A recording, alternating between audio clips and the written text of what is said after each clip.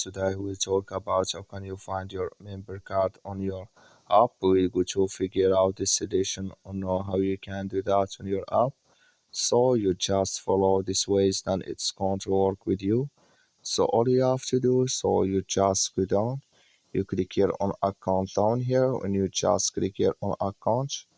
So then it's going to take you to this list in your profile. It's going to show for you like this. Then you go down here, so you just keep going down here.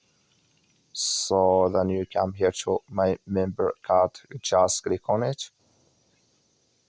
So when you just click on it, it's going to show for you like this.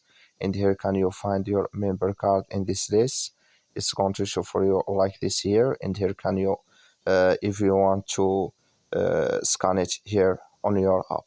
So here can you scan your QR code. That's all. Thank you for watching. Don't forget to support us by liking, subscribe.